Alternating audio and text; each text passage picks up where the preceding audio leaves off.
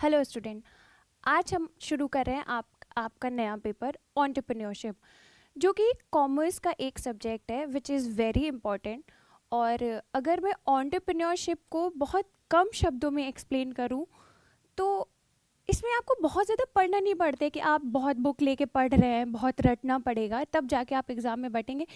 It's like very day to day life thing कि आप आसपास देख रहे हैं, कोई छोटी सी शॉप है, वहाँ पे क्या हो रहा है, या बिज़नेस कैसे रन करते हैं, या बिज़नेस की स्टार्ट कैसे करते हैं। तो इस पेपर में हम एंटरप्रेन्योर के आइडियाज़, उसको क्या फेस करना पड़ता है, क्या टैकल करना पड़ता है, क्या उसका फाइनेंस रहता है, वो पढ़ेंगे। तो let's start with your first class of entrepreneurship. In this class, we are going to learn about entrepreneur opportunity कि अगर आप बिजनेस मार्केट में उतरते हैं तो उसमें क्या क्या अपॉर्चुनिटीज़ होती हैं और आपको क्या क्या डील करना पड़ता है। तो हम लोग पहले पढ़ेंगे कि एंटरप्रेन्योरशिप होता क्या है, उसको वर्ड टू वर्ड हम डिफाइन करने की कोशिश करेंगे कि क्या होता है। So here we are defining the entrepreneurship involves starting a business, recognizing opportunities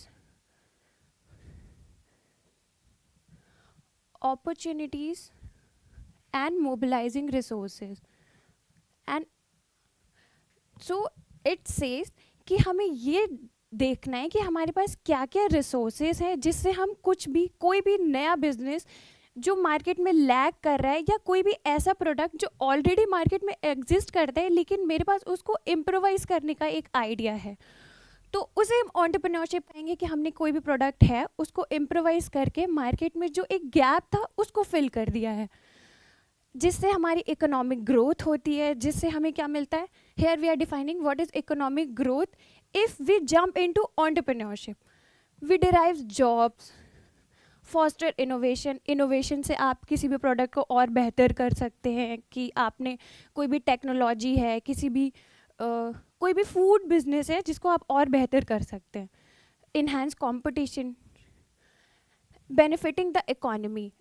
जब भी नया बिजनेस होता है या आप देखते हैं कि किसी भी कंट्री की जीडीपी अच्छी कैसे हो रही है, या हम कैसे डिफाइन करते हैं कि कोई कंट्री बहुत ग्रोथ कर रही है, वो हम वैसे डिफाइन करते हैं कि वहाँ का बिजनेस सेक्टर मॉडल कैसा है, वहाँ का बिजनेस की ग्रोथ कैसी, वहाँ इनोवेशन कैसा हो रहा है।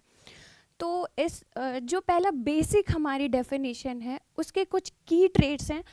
इस पेपर में आपको ये याद रखना है कि आपको बहुत थ्योरेटिकल क्वेश्चन नहीं है कि आपको बहुत डेफिनेशंस याद रखनी है, या आपको जस्ट एक एक वर्ड, एक एक की पॉइंट्स याद रखने हैं। वो आपके लिए मोर देन इनफ होगा, क्योंकि एमसीक्यूज होते हैं सीयूईटी में, तो वो आपके लिए बहुत टफ नहीं होगा। तो जो एंटरप्रेन्योरशिप हमारा है उसके कुछ की ट्रेड्स हैं, जैसे क्रिएटिविटी, रेजिलियंस, रिस्क टेकिंग। ये जो हमारे की ट्रेड्स हैं ये किसी भी एंटरप्रेन्योर के लिए बहुत इंपॉर्टेंट हैं कि अगर आप क्रिएटिव हैं, अगर आपके पास क्रिएटिव आइडियाज़ हैं तो आप कोई भी नया बिजनेस शुरू कर सकते हैं। अगर आप किसी भी काम को करने के लिए बहुत रेजिलियंस है कि आप उसमें काम करते करते उसको बेहतर बना सकते हैं, तो आप एक अच्छे एंटरप्रेन्योर हो सकते हैं। और which is very very important point, अगर आप रिस्क टेकिंग है, कोई भी बिजनेस बिना रिस्क के नहीं होता है। और मैं एक चीज़ आपको बता दूं कि कोई भी ऐसा एंटरप्रेन्योर जिसने रिस्क नहीं लिया, जो बहुत सेफ प्ले करके बहुत आगे जाना चाहता है, वो इस मार्केट में बहुत टाइम तक नहीं टिक सकता। इसके कुछ एग्जांपल्स हैं। रतन टाटा, जिनको बहुत ही जल्दी हमने अभी खो दिया, लेकिन वो हमारे भारत के लिए कुछ उन लोगों में से हैं जो लंबे समय तक रह के भी इतना नहीं कर पाते जितना उन्होंने अकेले इस देश के लिए कर दिया। मुकेश अंबानी, जिनको हम जानते हैं, जिनका जियो, रिलायंस, तनिष्क, जिनके इतने बड़े बड़े ब्रांड्स हम देखते हैं। फाल्गुनी नायर, नायका ब्रांड है जिसको आप देखते हैं, जिन्होंने ब्यूटी फैशन के मार्केट में एक क्या बोलते हैं, जिन्होंने मुझे वर्ड नहीं समझ में आ रहा है मैं क्या बोलूँ, लेकिन आप समझ सकते हैं कि इन्होंने एक आंधी जैसी ला दी। नायका की आप देखते हैं कि इतनी जल्दी ग्रोथ कैसे होती है। तो definitely she has a very very innovative idea जो बहुत अच्छा वर्क कर गया। इसका सोशल इम्पैक्ट क्या होता है, कोई भी बिजनेस मार्केट में आता है तो उसका सोशल इम्पैक्ट क्या होता है, ठीक है हम जानते हैं उसके फाइनेंशियल इम्पैक्ट होते हैं, उसका इकोनॉमिक इम्पैक्ट होता है, लेकिन हम उसका जानेंगे कि सोशल इम्पैक्ट क्या होता है। एंटरप्रेन्योरशिप से क्या होता है, एंटरप्रेन्योरशिप में आप उतरते हैं, आप रिस्क लेते हैं। तो ऐसा नहीं है कि सिर्फ आप रिस्क ले रहे हैं उस बिज़नेस में, आपके साथ और जो 10 लोग जुड़ते हैं, आप उनकी किस तरीके से हेल्प करते हैं। तो उससे हमारे स्टैंडर्ड ऑफ लिविंग बढ़ जाता है। जब आप अपने अंडर 10 लोगों को काम देते हैं या उनको काम सिखाने के तरीके से काम देते हैं। और आजकल जो स्टार्टअप की मार्केट्स है उसमें हम देखते हैं कि बहुत कम एज से बच्चे ले लिए जाते हैं जिनको एक्सपीरियंस नहीं होता, और वो स्टार्टअप्स उनको वो एक्सपीरियंस प्रोवाइड करते हैं। तो ये बहुत ही अच्छा सोशल इम्पैक्ट है। It meets unmeet market needs. ये वही बात है जो मैं कह रही थी कि मार्केट में एक गैप आ जाता है। कभी कभार किसी प्रोडक्ट की, बहुत सारे ऐसे प्रोडक्ट होते हैं जिनकी डिमांड तो होती है लेकिन सप्लाई नहीं होती है। तो वो जो गैप होता है एंटरप्रेन्योरशिप से, वो जो गैप होता है वो फिल होती है। और हमारा प्राइमरी गोल क्या होता है? Primary goal, usually primary goal तो मुझे लगता है कि यही है कि हम जो हमारे मार्केट में गैप है, जो डिमांड और सप्लाई को इक्वली आई गेस बैलेंस नहीं कर पा रहा है, उसको बोलेंगे। But here we are reading building sustainable ventures that deliver long term value to customer and society. Primary goal हमारा है, किसी भी बिजनेस, कोई भी बिजनेस मार्केट में उतरता है तो उसका प्राइमरी गोल होता है कि पहले तो मैं बैलेंस शीट लेके आऊँ कि मैं नो प्रॉफिट नो लॉस की कंडीशन तक पहुँचूँ। उसके बाद उसे लगता है कि मैं सस्टेन कैसे करूँ। आज के टाइम में आपको ये समझना बहुत ज़रूरी है कि बिजनेस आते हैं और चले जाते हैं, वो सस्टेन नहीं कर रहे। क्या उन्हें ऐसा करना चाहिए कि वो लॉन्ग टर्म तक सस्टेन करें। ये सबसे इम्पॉर्टेंट पॉइंट्स हैं कि आपको ये ध्यान रखना है कि कैसे वो सस्टेन करेंगे।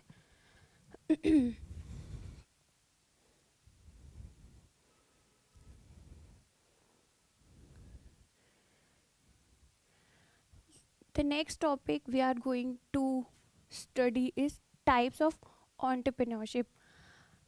देखिए, आप देख रहे होंगे कि कितना ईजी है एंटरप्रेन्योरशिप में। कुछ भी ऐसा नहीं है जो मैं नया बता रही हूँ आप नहीं समझ रहे या आप ऑब्जर्व नहीं करते। मुझे लगता है आप घर से बाहर निकलेंगे, हर चीज़ जो आप देख रहे हैं वो एंटरप्रेन्योरशिप से जुड़ी हुई है। कुछ भी ऐसा नहीं है जो आप नहीं जानते या आपको बहुत ज़्यादा पढ़ने या मेहनत करने की ज़रूरत है।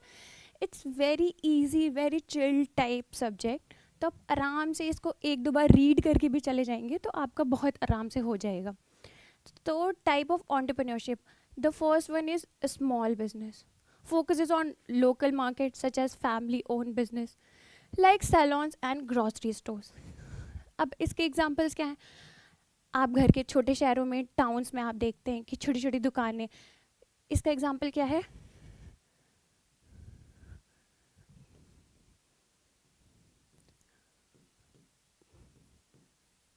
पंसारी शॉप्स, जिनके यहाँ से आपकी मम्मी रोज़ आपसे कहती हैं कि जाओ बेटा 500 रुपये का ये सामान ले आओ, घर में ये सामान ख़त्म हो गया। ये जो पंसारी शॉप्स होती हैं ये आपकी स्मॉल बिजनेसेस का एग्जाम्पल है, जो फैमिली ओरिएंटेड होती हैं, जो अपना खर्चा निकालने के लिए बिजनेस कर रहे हैं कि हमारी डे टू डे लाइफ चलती रहे और हमारी लाइफ में फाइनेंशियल बैलेंसेस बना रहे। वो स्मॉल बिजनेसेस होते हैं। They are not like very focus on कि हमें अपना बिजनेस कैसे एक्सपैंड करना है या हमें अपना प्रॉफिट 100 CR तक ले आना।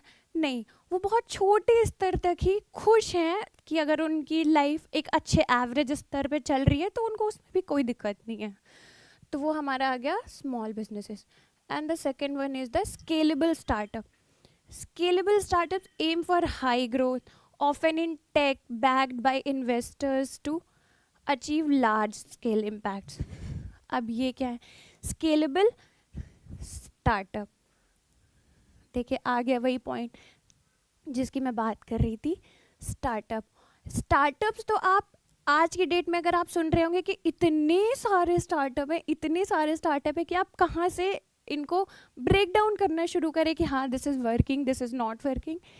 इसका बहुत अच्छे एग्जाम्पल्स हैं जो आप रोज़ देखते हैं, इसके दसियों ऐड देखते होंगे, 50 बार आप इसको ऑर्डर करते होंगे। तो इसके बहुत अच्छे एग्जाम्पल हैं।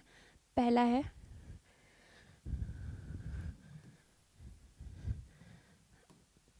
The first example is Swiggy. अब स्विगी ने क्या किया, स्विगी ने स्टार्टअप की मार्केट में बाढ़ जैसी ला दी। आप देखिए स्विगी ने कैसे शुरू किया था। स्विगी ने ऐसे शुरू किया था कि आप खाना नहीं बनाना चाहते हैं, आप काम से आए हैं, बहुत थके हुए हैं, तो उसके लिए उनके पास एक बहुत ही इनोवेटिव आइडिया था जिसको उन्होंने बहुत ही ब्रिलियंट तरीके से मार्केट में उतार दिया। स्विगी का क्या आइडिया था कि आपको फूड डिलीवर करेंगे। उसके बाद उन्होंने कैसे इसको इन्हांस किया, एम फॉर हाई ग्रोथ, ये बहुत इंपॉर्टेंट पॉइंट है। उन्होंने कैसे इसको लगातार इन्हांस करते रहे कि उन्होंने जेप्टो ले आया, स्विगी जिनी आप सुनते होंगे कि आपको अगर अपना सामान किसी एक शहर में, आपको अपना एक सामान किसी एक जगह से दूसरी जगह तक ट्रांसफ़र करना है तो उसके लिए आप स्विगी जिनी का इस्तेमाल करते हैं। उसके अलावा स्विगी में मतलब आप तो देखते ही रहते होंगे, आप तो चलाते ही रहते होंगे कि मम्मी मेरा खाना खाने का मन नहीं कर रहा है तो मैं पिज़्ज़ा ऑर्डर कर रही हूँ, इस तरीके की चीज़ें। तो आपको खुद ही पता होगा कि ये हाईटेक जो स्टार्टअप्स हैं वो कितनी जल्दी मॉडिफाई हो रहे हैं, कितनी जल्दी और बेहतर होते चले जा रहे हैं। And the third one is large company. The large company involves innovation within established firms to adapt to changes in technology and market demand. Large companies के एग्जाम्पल क्या हैं? देखिए मैंने एग्जाम्पल्स दिए हुए हैं। लार्ज कंपनी का एग्जाम्पल है टाटा ग्रुप्स। टाटा ग्रुप्स, रतन टाटा जी जिनकी अभी हमने बात की। टाटा ग्रुप्स के अंदर आप कितनी सारी चीज़ें देखते हैं कि टाटा आयरन एंड स्टील है, टाटा के ब्रांड्स हैं, टाटा ने ज़ारा टाटा के अंदर आता है, टाटा ने एक नया ब्रांड निकाला है, क्लोथिंग ब्रांड जूडियो है, टाटा की ज्वेलरी है। तो टाटा ने इस चीज़ को बहुत ही अच्छे तरीके से जस्टिफाई किया। वो लार्ज कंपनी है, वो पूरे देश में फैली हुई, वो किसी एक शहर तक या किसी एक सेक्टर तक नहीं टिकी हुई। लार्ज कंपनी, ये बहुत इंपॉर्टेंट पॉइंट है कि large company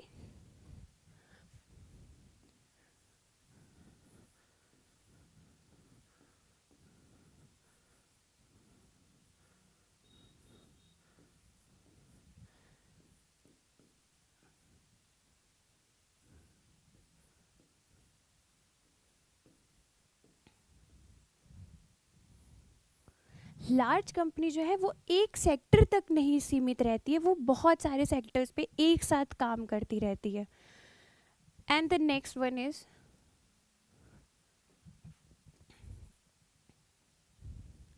fourth one is the social entrepreneurship.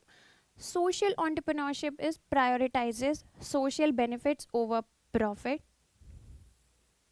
addressing issues like poverty and education. ये एक बहुत मुझे ऐसा लगता है कि इस सब्जेक्ट की सबसे ख़ास बात यह है कि आप इसकी फेस वैल्यू पे जा सकते हैं कि ये जो बात एक वर्ड में लिखी हुई है, अगर आप इसकी डेफिनेशन ना भी पढ़े तो भी आप समझ सकते हैं कि ये क्या कहना चाह रहा है। जैसे यहाँ पे इसका है कि सोशल एंटरप्रेन्योरशिप। सोशल एंटरप्रेन्योरशिप वो होती है जो मार्केट में प्रॉफिट मोटिव से नहीं उतरते हैं, जो मार्केट में सोशल वर्क के लिए काम करते हैं। जैसे मैंने यहाँ पे लिखा हुआ है मिलाप, आप बहुत इसके ऐड देखते होंगे। सिर्फ मिलाप ही नहीं है, इस मार्केट में और भी बहुत सारे हैं। मिलाप है, गूंज एक है जो नॉन प्रॉफिट ऑर्गेनाइजेशंस है जो बच्चों के एजुकेशन और हेल्थ सेक्टर के लिए काम करता है। इम्पैक्ट गुरु हैं। तो मिलाप किस तरीके से वर्क करता है हमें ये जानना बहुत ज़रूरी है। मिलाप आपके लिए एक प्लेटफॉर्म प्रोवाइड करता है जहां आप अपना फ़ंड रेज करा सकते हैं किसी भी इमरजेंसी के लिए। वो आपकी यूजुअली तो वो स्टार्ट तो आपके मेडिकल कंडीशंस के लिए हुआ था, but it can go further. जैसे हम बहुत ऐड देखते हैं कि जो हमारे सीनियर सिटीजन्स हैं बहुत सी फैमिलीज़ होती हैं जो उनको नहीं शेल्टर प्रोवाइड करती हैं, तो ये जो नॉन प्रॉफिट ऑर्गेनाइजेशंस होती हैं वो उनकी हेल्प करते हैं, तो उसके लिए आप फंड रेज कर सकते हैं। तो ये सारे जो नॉन प्रॉफिट ऑर्गेनाइजेशंस हैं ये इस तरीके से हेल्प करते हैं।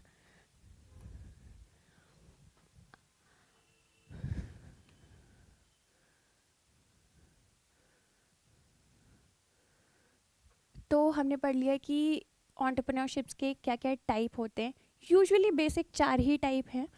अगर आप उसको और ब्रेक डाउन करने चलेंगे तो आपको और मल्टीपल टाइप की कंपनीज, बहुत अलग अलग टाइप के बिजनेसेस मिल जाएंगे, बट अगर हम उनको मोटा मोटा कैटेगराइज करेंगे तो वो 4 टाइप के मिलते हैं। After that topic we are going to study characteristics of entrepreneurship. Point देखिए, अल्टीमेटली घूम फिर के बात वही है कि कोई भी ऐसी चीज़ नहीं है जो आपको बहुत ज़्यादा रटनी पड़ रही हो। जैसे होता है ना कि 11th-12th में स्कूल्स में हम लोग को सिखाया जाता है कि लॉन्ग आंसर्स लिखने हैं, आप लोग को पन्ने भरने सिखाए जाते हैं कि अगर 15 मार्क्स का क्वेश्चन है तो आपको कम से कम वो मिनिमम 5 पेजेस में आना चाहिए। लेकिन CUET एग्ज़ाम के साथ आपको ये बहुत अच्छा बेनिफिट है कि MCQs हैं। आप सिंपल जो है कीवर्ड्स याद करके जाएंगे और आपका क्वेश्चन क्रैक हो जाएगा। तो मैं आपकी इस स्लाइड से एक और चीज़ बताना चाहती हूँ कि इससे क्वेश्चन कैसा बन सकता है।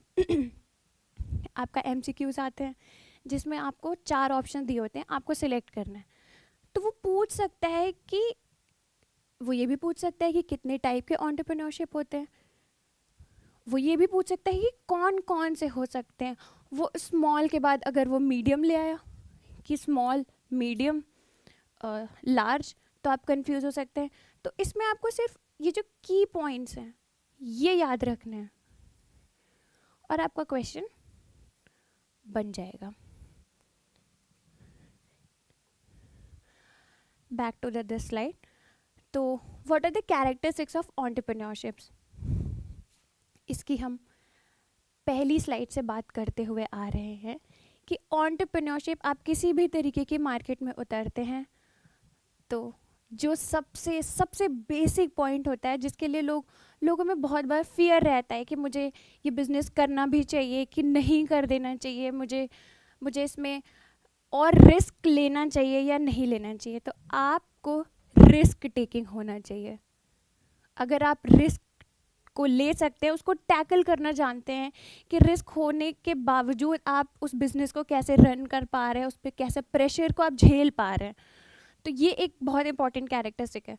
Starting a business requires courage to, देखिए वही मैंने बोला कि आप कैसे टैकल कर पा रहे हैं कि आपके ऊपर इतना रिस्क है कि आपको एक बिज़नेस रन कराना है, तो ये एक बहुत इंपॉर्टेंट कैरेक्टरिस्टिक्स हो जाता है। Courage to evaluate and take significant risk effectively. सिर्फ इतना ही नहीं है कि आपको रिस्क से डील करना आना चाहिए, आपको ये पता हो कि कहाँ पे कौन सा रिस्क लेना है। ज़रूरी नहीं है, ऐसा नहीं है कि अगर आप बिज़नेस मार्केट में उतरे हैं तो आपको हर बार कैसे आप रिस्क लेते ही चले जा रहे हैं। बहुत बार वो आइडिया फेल कर जाता है, तो आपको ये ध्यान रखना है कि कहाँ पे कितना रिस्क ज़रूरी है। तो ये एक, आप ये सोचिए, ये जो है ये कैरेक्टरिस्टिक के तौर पे हम गिन रहे हैं कि ये कैरेक्टरिस्टिक है, ये हर किसी के पास नहीं होता है। तो there are like very few entrepreneurs जो इतने मिलियनियर या बिलियनियर बन जाते हैं। तो this is a very important characteristics. The next is innovation. Without innovation आप किसी भी इस तरीके की बिजनेस के मार्केट में आप उतर ही नहीं सकते। अगर आपके पास कोई आइडिया नहीं है, अगर आप कुछ भी बिल्ड करने के लिए, कुछ भी नया लाने के लिए आपके पास नहीं है, तो आप वहाँ सस्टेन ही नहीं कर पाएंगे, क्योंकि मार्केट में कंपटीशन बहुत ज़्यादा है। तो आपको हमेशा अपने प्रोडक्ट के साथ कुछ नया करते रहना होगा, आपको हमेशा जो है इनोवेशन के लिए वर्क करते रहना होगा। So innovation, entrepreneurs drives innovation by generating new ideas. आपको मान लीजिए आपने प्रोडक्ट लॉन्च कर दिया मार्केट में, वो बहुत अच्छा जा रहा है, लोगों को बहुत पसंद आ रहा है, लेकिन after a while market stagnant हो जाती है। तो उसके बाद वहाँ पे क्या ज़रूरी है, क्योंकि हमें मार्केट में बने रहना है। क्यों? क्योंकि हमें तो इसी पे काम करना है कि हमें सस्टेन करना है। इसके लिए न्यू आइडियाज़, आपके प्रोडक्ट पे लगातार आप काम करते रहें कि उसको और कैसा इम्प्रूव करते रहें, उसमें हम क्या ऐसा इनोवेशन करते रहें कि हम मार्केट में बने रहें और उतनी ही ज़्यादा हमारी पॉपुलैरिटी बनी रहे। न्यू आइडियाज़ और improving products and processes for greater efficiency. Improving product, ये बात देखिए मैंने पहले ही कह दी कि हम कैसे अपने प्रोडक्ट को और बेहतर बनाते चले जाएं। प्रोसेस फॉर ग्रेटर एफिशिएंसी, कि हमारी पॉइंट वही है कि जो मार्केट में डिमांड आ रही है उसको मैं टाइम टू टाइम फिल करता रहूं। ठीक है। The next is visionary leadership. Entrepreneurs need a clear vision, strong leadership skills to guide their venture and turn it into reality. ठीक है, ये सिर्फ एंटरप्रेन्योर्स के लिए नहीं है, ये आपकी लाइफ के लिए भी बहुत इंपॉर्टेंट होता है कि अगर आपके अंदर लीडरशिप क्वालिटी है तो आप किसी भी फील्ड में उतर जाइए। आप कोई भी काम कर रहे हो, आप उसमें बेहतर करके ही लाएंगे। आपके ऊपर दे दी जाए 10 लोगों की जिम्मेदारी कि आपकी टीम है और आप उसको लीड कर रहे हैं, आपको उसमें बेहतर करना है, तो ये क्वालिटी एंटरप्रेन्योर्स के लिए तो बहुत ज़रूरी है, लेकिन इन जनरल भी आपकी लाइफ में बहुत ज़रूरी है कि अगर आप विजनरी लीडरशिप क्वालिटी है आपके अंदर तो आप किसी भी नॉर्मल से काम को आप और अच्छा बेहतर कर सकते हैं अपनी विजनरी लीडरशिप क्वालिटी से। And the next is open mindedness. Staying receptive to feedbacks allows adaptation to customer needs. देखिए, ये जो ओपन माइंडेडनेस है, ये भी वही पॉइंट है जो मुझे लगता है कि आपको, आप चाहे स्टूडेंट हो, आप चाहे टीचर हो, आप चाहे किसी आईटी कंपनी में जॉब कर रहे हो, या आप किसी कंपनी के सीईओ क्यों ना हो, आप डॉक्टर हो, आप वकील हो, आपके अंदर ये एक क्वालिटी होना बहुत ज़रूरी है, क्योंकि यही एक चीज़ है जिससे आप अपने जीवन में और बेहतर करते रह सकते हैं।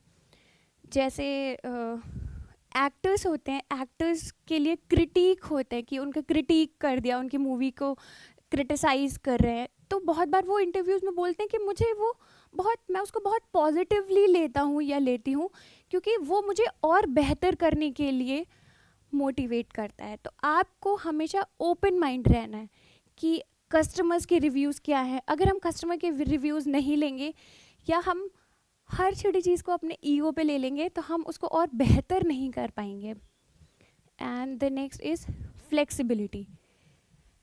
Entrepreneurs must be adaptable to market changes and flexible in modifying products and remain competitive. देखिए, वही एक बात है जो घूम घूम के अलग अलग तरीक़ों से कही जा रही है।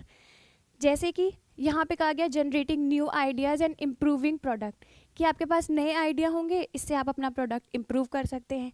फ्लेक्सिबिलिटी की भी सेम बात है कि आप अडेप्टेबल हों, कि मार्केट चेंज हो रही है तो आपको मार्केट के साथ चेंज होते रहना होगा, तभी आप हमें, जैसे आजकल एक वर्ड बहुत फेमस है रिलेवेंसी, कि नहीं मैं उससे वाइब नहीं कर पा रही हूँ क्योंकि मैं बहुत रिलेवेंट नहीं फील कर रही हूँ।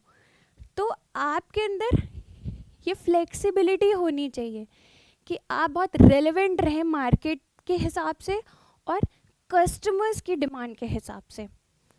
The next is product knowledge and in depth understanding of market demand supports strategic planning.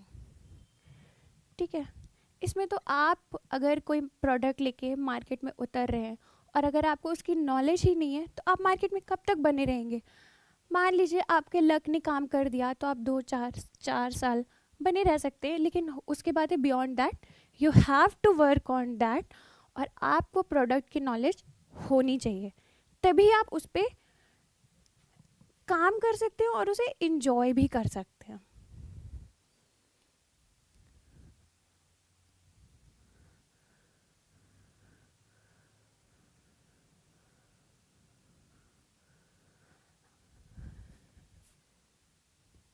The next topic is importance of entrepreneurship.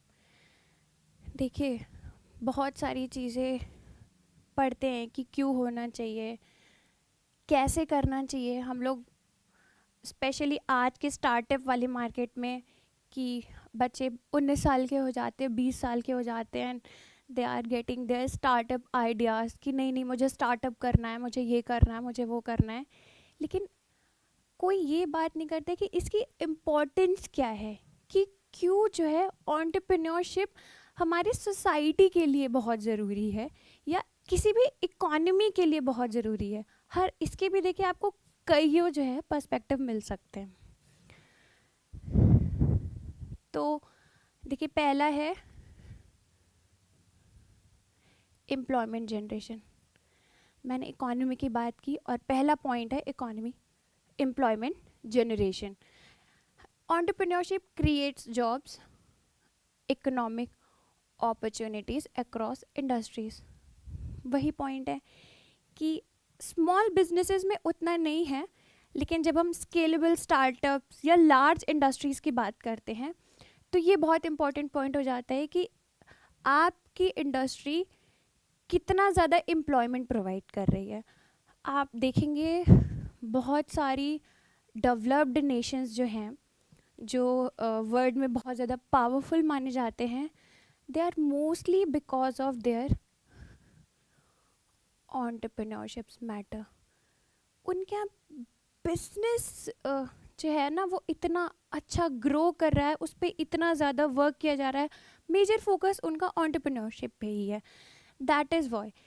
इसलिए आपका जो एंटरप्रेन्योरशिप जो है उसकी बहुत ज़्यादा इम्पोर्टेंस बढ़ जाती है इकोनॉमिक ग्रोथ के लिए. The next is, the second point is innovation hub.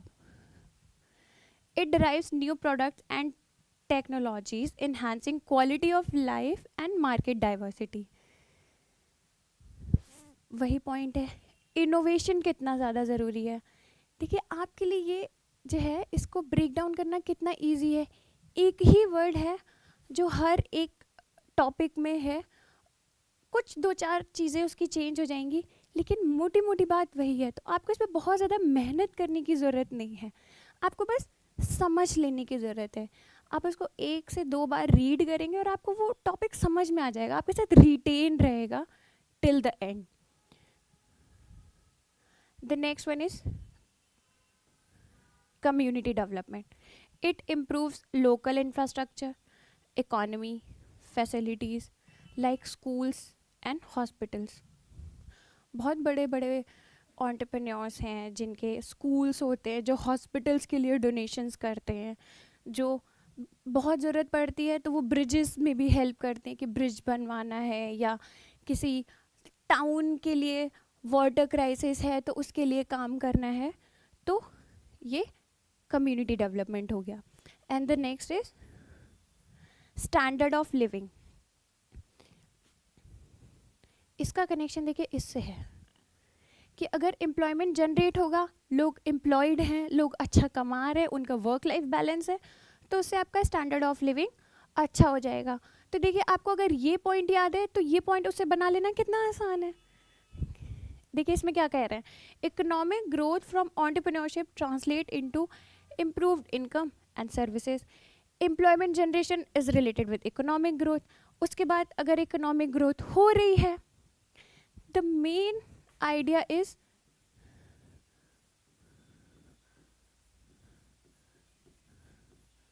economic growth. इसी से आपका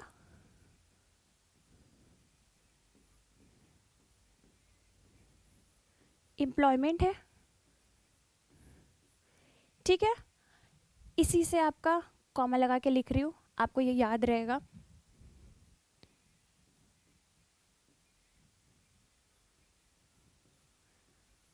स्टैंडर्ड ऑफ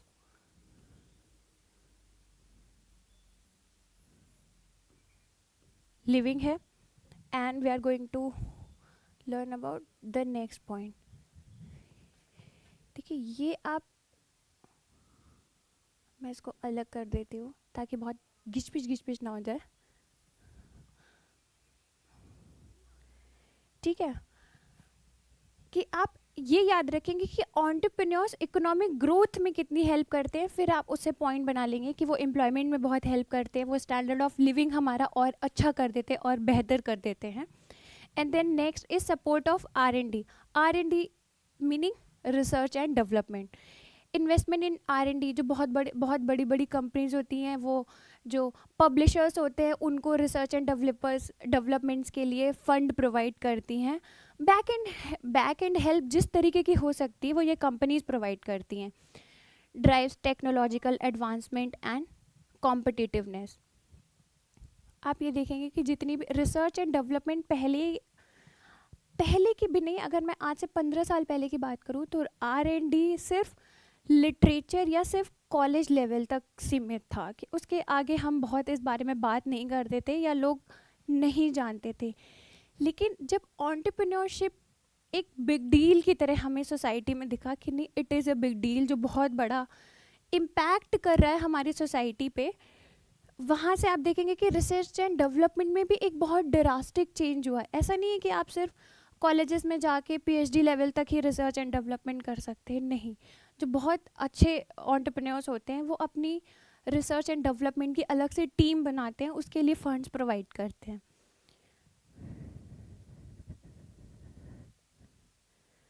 इसके लिए एक केस स्टडी है।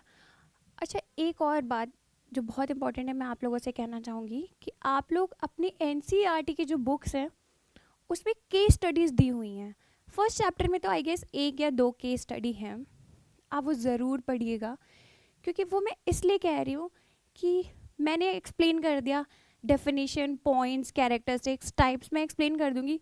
उसके बाद जब आप जाके वो केस स्टडीज़ पढ़ेंगे ना तो आपको और क्लियर आइडिया हो जाएगा कि मैं क्या कहना चाह रही हूँ। आपको आई गेस दोबारा कुछ पढ़ने की बहुत ज़रूरत भी नहीं होगी।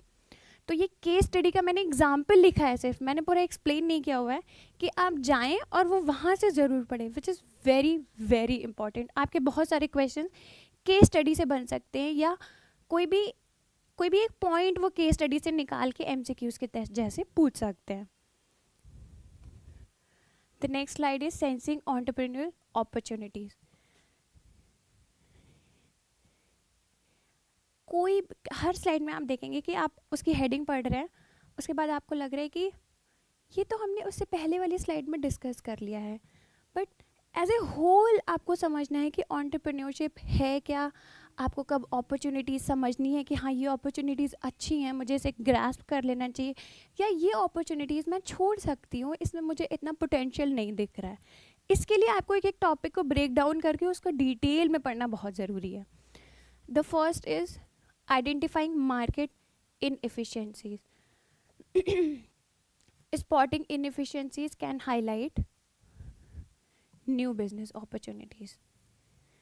देखिए, मैं स्टार्टिंग से ये बात कह रही हूँ कि कोई भी नया बिजनेस या कोई भी नया एंटरप्रेन्योर मार्केट में कब आता है, कब आप देखते हैं कि ये प्रोडक्ट अचानक से मार्केट में आया और वो 100 करोड़ उसका बिजनेस हो गया, वो या वो सस्टेन कर रहा है, या वो बहुत अच्छा कर रहा है, वो ग्रोथ करता चला जा रहा है। जब आपको लगता है कि उसने मार्केट में किसी एक प्रोडक्ट की कमी थी और उसने उसको सेंस करके वो गैप को फिल कर दिया, तब आपको समझ में आता है कि ओके हाँ, जब तक ये था नहीं तब तक मुझे लगा था कि इसकी ऐसी ज़रूरत नहीं है, लेकिन इस प्रोडक्ट के मार्केट में आने के बाद मेरी लाइफ काफ़ी ईजी हो गई है और बेहतर हो गई है। तो आपको ये समझना बहुत ज़रूरी है, इसलिए आपको मार्केट की नॉलेज होना बहुत ज़रूरी है कि मार्केट में अब और मैं किस नए प्रोडक्ट की ज़रूरत है लोगों को, हमारी सोसाइटी को as a whole. The next is importing success, introducing popular products from other regions meet unmeet local demand. ये देखिए, इसमें क्या है कि आप इम्पोर्ट कर रहे हैं। ये अगर मैं इंडिया के कॉन्टेक्स्ट में बात करूँ तो हमारे इंडिया में हर एक स्टेट का अलग कल्चर है, आप वहाँ का पहनावा ओढ़ावा बहुत अलग है, वहाँ की क्विजीन्स बहुत अलग हैं। तो उस सेंस में इसका बहुत अच्छा एग्जांपल है कि जब गरबा का टाइम आना शुरू होता है तो गुजरात में जो चनिया चोली पहनते हैं वो आपको हर जगह मार्केट में दिखेंगे, कि आप यूपी में जाएंगे तो आपको वहाँ मिलेंगे, आपको दिल्ली में मिलेंगे, आप महाराष्ट्र में चले जाएंगे आपको वहाँ भी मिलेंगे। तो ये उसका एग्जाम्पल है कि आप ऐसे प्रोडक्ट को इंपोर्ट करें जो हमारे इधर का नहीं है, जिसको हम बाहर से इंपोर्ट करके उसकी एक नई मार्केट क्रिएट कर सकते हैं। And the next is listening to customers. Feedback often reveals preferences and improvement opportunities. Feedback, आप कहीं भी जाते हैं, स्पेशली आप किसी फूड स्टोर्स में जाते हैं, अब तो क्लोथिंग स्टोर्स भी ये करने लगे हैं, और एड्स में तो ये होता ही है, ये सेक्शन दिया होता है फीडबैक का। लेकिन आपने देखा होगा जब से मार्केट में कंपटीशन बहुत बड़ा है तब से इस पॉइंट पे सारी कंपनी, सारे एंटरप्रेन्योर्स बहुत ज़्यादा ध्यान देने लगे हैं। फीडबैक क्यों ज़रूरी है? फीडबैक इसलिए ज़रूरी है कि जब आपको पता चलेगा कि आपके प्रोडक्ट में क्या कमी रह गई है, या कमी भी अगर नहीं है आप उसको और कैसे बेहतर कर सकते हैं। इसलिए आपको हमेशा अपने कस्टमर्स को सुनते रहना चाहिए और उनकी एक्टिविटीज़ को ऑब्जर्व करते रहना चाहिए। The next is unmet needs, addressing overlooked needs, example e-commerce leads to successful venture। देखिए, ई कॉमर्स तो मुझे लगता है कि हर एक चीज़ का एग्जाम्पल है कि ई कॉमर्स ने हमारी लाइफस्टाइल को कितना इजी बना दिया। फिर वो अमेज़ॉन हो, फ्लिपकार्ट्स हो, फिर वो एडटेक्स ही क्यों ना हो, जैसे अभी हम पढ़ रहे हैं। पहले ये होता था कि हर छोटी मोटी कोचिंग के लिए बच्चों को बाहर निकलना पड़ता था, बट अब उतना नहीं रह गया है। तो जो अनमेट नीड्स हैं वो पूरी होती रहती हैं। इसके लिए आपको हमेशा देखते रहना चाहिए अपनी टेक्नोलॉजीज़ को और इम्प्रूव करते रहना चाहिए। ई कॉमर्स ने इस चीज़ में, बोलते ना कि मार्केट में बिल्कुल तूफान ला दिया हो एक तरीके से। देन देखिए, इसका एग्जांपल है Flipkart identified a need for accessible online shopping in India. Flipkart ने कितना आसान कर दिया है। अब लोग दिवाली में उतना बाहर नहीं निकलते हैं, दिवाली की शॉपिंग करनी है, उन्होंने फ़ोन पे किया ऑर्डर और हमारे घर तक आ गया। हमारा कितना टाइम बचता है, हमारी कितनी फ़िज़िकल मेहनत बचती है, कितना स्ट्रेस बचता है कि हम मार्केट में जाएंगे, टाइम निकालेंगे, ये खरीदेंगे वो खरीदेंगे। तो इसने हमारी लाइफ को बहुत ईजी बना दिया है। And the next is opportunity recognition involves analysis, creativity and कीन अंडरस्टैंडिंग ऑफ कंज्यूमर बिहेवियर। देखिए, ये इन सारे पॉइंट्स को कवर करते हुए ये बता रहा है कि एनालिसिस आपको हमेशा, आप किसी भी बिजनेस में हैं नहीं है, आपको उतरना है, आप प्लान कर रहे हैं, आप अगर एंटरप्रेन्योरशिप से किसी भी तरीके से रिलेटेड है तो आपको हमेशा एनालिसिस करते रहने चाहिए अपने प्रोडक्ट की, अपने मार्केट की, अपनी टीम की और अपने सराउंडिंग्स की, कि हमें अब क्या करना चाहिए, अब क्या टेक्नोलॉजी में चेंज लाना चाहिए, अब हमें क्या अपने प्रोडक्ट में और बेहतर कर लेना चाहिए। क्रिएटिविटी, अगर आपके पास क्रिएटिविटी नहीं होंगे, आपके पास नए आइडियाज़ नहीं आएंगे, आप मार्केट में सस्टेन नहीं कर पाएंगे। आप सस्टेन करने के लिए ये इम्पॉर्टेंट बहुत ज़रूरी है। And the next is the keen understanding of consumer behaviour. Consumer behaviour, economics में एक थ्योरी होती है कंज्यूमर बिहेवियर की, उसमें हमको डिटेल में बताया जाता है कि कोई भी कंज्यूमर है वो एक छोटा सेब लेने के लिए भी कितना सोचता है कि उसे ये लेना चाहिए, उसको कितना सेटिस्फैक्शन होगा, नहीं होगा। अभी हम उस पर नहीं जाते हैं, अभी हम इसकी बात करते हैं कि एंटरप्रेन्योर्स को या उनकी टीम को as a whole consumer behaviour का अंदाज़ा होना चाहिए कि अब कैसे उसका टेस्ट चेंज हो रहा है, उसकी प्रेफरेंसेस चेंज हो रही है, या मार्केट में मंदी छाई हुई है तो हमें कैसा प्रोडक्ट लॉन्च करना चाहिए। इन सब चीज़ों पे आपको ध्यान देते रहना चाहिए। And the next topic is environment scanning. ठीक है, इसी की मैं बात कर रही थी कि आपको अपनी सराउंडिंग्स पे ध्यान देते रहना चाहिए। आपको अपनी सराउंडिंग्स किस तरीके से चेंज हो रही हैं या सराउंडिंग्स में किस तरीके की डिमांड्स क्रिएट हो रही हैं, उस पे काम करते रहना चाहिए। तो देखिए इन्वायरमेंटल स्कैनिंग को क्या डिफाइन करता है, डेफिनेशंस आपको याद कर लेनी है। उससे क्या होता है कि आपको वो वर्ड पूरा डिफाइन हो जाता है, वो ब्रेक डाउन हो जाता है कि अच्छा वो कहना क्या चाह रहा है इसमें। तो environmental scanning involves gathering and analysing information to guide an organisation's future direction. देखिए यही है कि मान लीजिए मिठाई की शॉप है, आपने बेसिक जो मिठाइयाँ होती हैं 4 तरीके की 8 तरीके की, आपने वो मिठाई की शॉप आपने खोल दी है, वो मार्केट में है, अच्छी चल रही है, आपकी अच्छी मार्केट है। लेकिन अगर आप इन्वायरमेंट को स्कैन नहीं करेंगे तो आप ये नहीं समझ पाएंगे कि मार्केट में क्या चेंज हो रहा है, लोगों में अब किस चीज़ की डिमांड बढ़ रही है। आप देखेंगे कि जब गर्मी का मौसम आएगा तो लोगों की आइसक्रीम्स की क्रेविंग बढ़ जाती है, लोगों को कुल्फियाँ खाने होती हैं, तो वो चेंजेस आते हैं। ठंडी के टाइम आप देखेंगे कि मिठाई शॉप वाले केसर वाला दूध रखते हैं। तो ये आपको इन्वायरमेंट देखते रहना चाहिए कि आपको अब क्या चेंज करना है अपने अंदर, या आप क्या इनोवेट करना है कुछ ऐसा नया कि आप मार्केट में बने रहें। इसका पर्पस क्या है? Environmental scanning align strategy with market condition and potential trends. Simple सा इसका पर्पस है, कुछ ऐसा बहुत रॉकेट साइंस नहीं है। कि इन्वायरमेंटल स्कैनिंग हम क्यों करते हैं कि जो मेरी स्ट्रैटेजीज़ हैं, क्या जो मैंने स्ट्रैटेजी बनाई थी वो सही काम कर रही है, या मुझे अब इसको चेंज कर देना चाहिए कि ये कुछ काम नहीं कर रही है, चलो अब हम एक नई स्ट्रैटेजी बनाते हैं इस पर, या ये वर्क कर रही है अब हम इस पर और इंटेंसिवली काम करते हैं। एंड पोटेंशियल ट्रेंड्स, कि ट्रेंड्स क्या चल रहे हैं, वही बात है कि अभी लोगों को क्या अच्छा लग रहा है, क्या चेंज हो गया है, इस चीज़ पे आपको लगातार इन्वायरमेंटल स्कैनिंग करते रहना चाहिए। इसमें एक एनालिसिस आपको पढ़ाई जाती है, सॉर्ट एनालिसिस। ये बहुत बहुत इम्पॉर्टेंट है, बहुत इम्पॉर्टेंट है। ये 11-12 से स्टार्ट होता है और ये आप हमेशा पढ़ेंगे, हमेशा। और स्पेशली अगर आप कॉमर्स स्ट्रीम से हैं तो आपको ये बिल्कुल आपके फिंगर टिप्स पे होना चाहिए, आपको इतना अच्छे से आना चाहिए।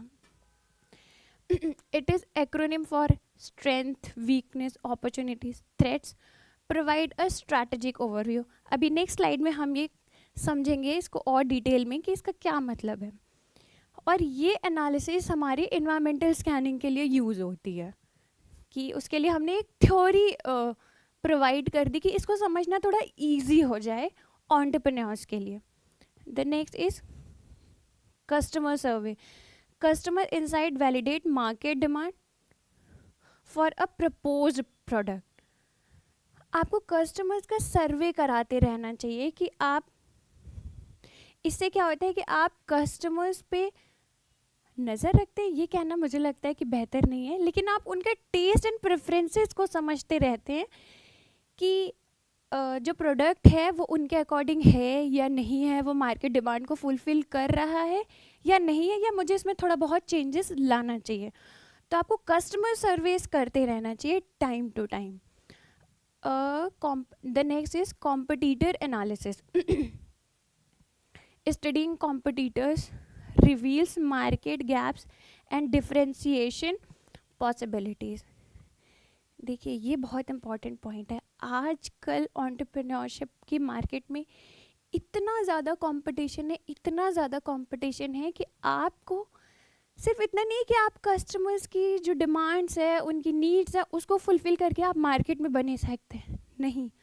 आपको कंपटीशन बहुत ज़्यादा, उसमें कंपटीशन इतना हाई है कि आपको अपने कॉम्पिटिटर्स पे नज़र रखनी पड़ती है, आपको उनको एनालाइज करते रहना है कि अच्छा, बहुत बार ऐसा होता है कि कंपटीशन की वजह से आपको कहीं पे प्राइस में आपको डिक्लाइन या बहुत इंक्रीमेंट दिख जाता है कि अच्छा वहाँ का प्राइस बहुत ज़्यादा है, यहाँ का प्राइस बहुत कम है। तो ये होना बहुत ज़रूरी है कि आप अपने कॉम्पिटिटर की एनालिसिस करते रहें। और मुझे लगता है कि ये बहुत कुछ तय करता है कि आप मार्केट में कितने समय तक बने रहेंगे। The next is regulatory compliances, staying informed and regulation reduce legal risk। ये तो होता ही है, हमें पता है कि जो हमारी गवर्नमेंट है या जो हायर अथॉरिटीज़ होती हैं वो इस तरीके के काम करती रहती हैं कि हमें जो हमारे रिसोर्सेज हैं उन्हीं के हिसाब से काम करना है, हमें कुछ भी बहुत इलीगली या उस तरीके से नहीं उतरना है कि हम बहुत ज़्यादा एक्सप्लॉइटेशन कर रहे हो या हम किसी भी तरीके के लीगल रिस्क में फंसे। बहुत सारी चीज़ें ध्यान में रखते हुए ही आप किसी बिज़नेस को अच्छे तरीके से, बहुत हेल्दी तरीके से रन कर सकते हैं। तो यहाँ हम देख रहे हैं कि SWOT एनालिसिस आपको एक्सप्लेन किया गया है। होता क्या है, इससे बहुत क्वेश्चंस बन सकते हैं कि स्ट्रेंथ क्या है, वीकनेस क्या होती है, अपॉर्चुनिटीज़ क्या है, या किसी भी बिजनेस के लिए थ्रेट्स क्या है।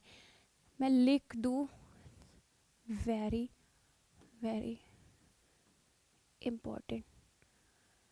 इससे एक क्वेश्चन आपके पेपर में आ रहा है, मैं अभी से बता दे रही हूँ, तो आप इसको तो बिल्कुल, होता नहीं कि आप इसको बिल्कुल रट लीजिए, आपको ज़बान पे याद हो जाना चाहिए।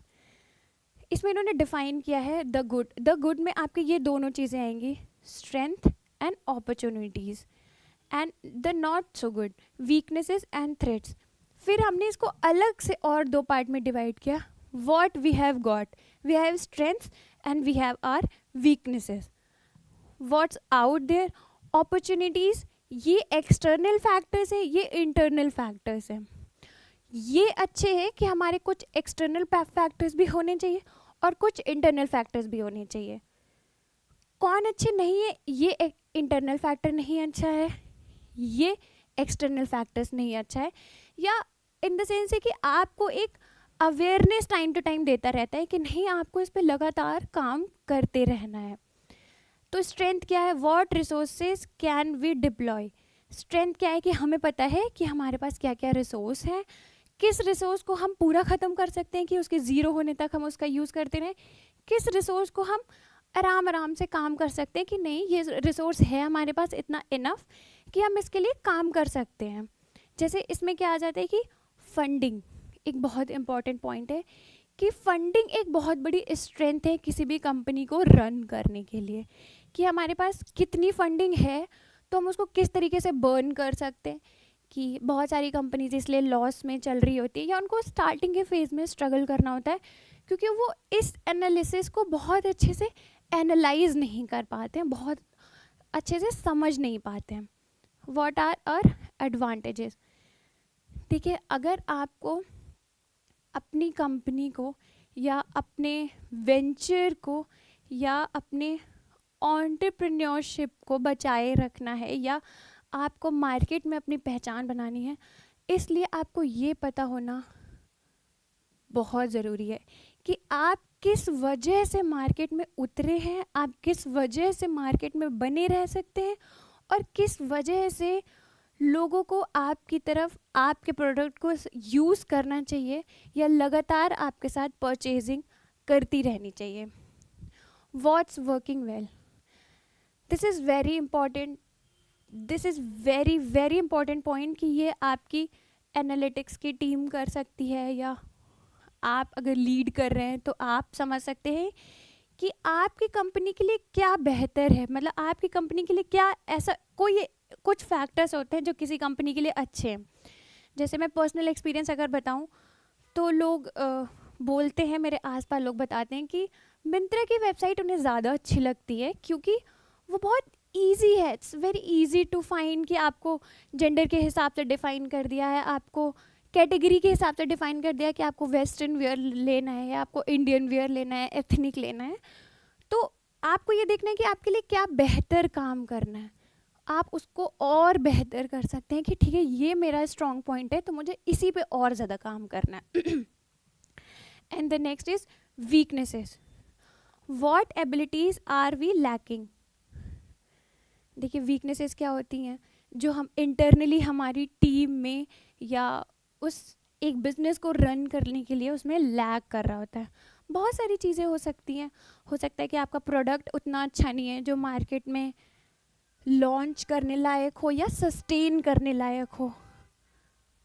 Where are we starting to struggle, इसी पॉइंट को पहले हम लोग देख लेते हैं।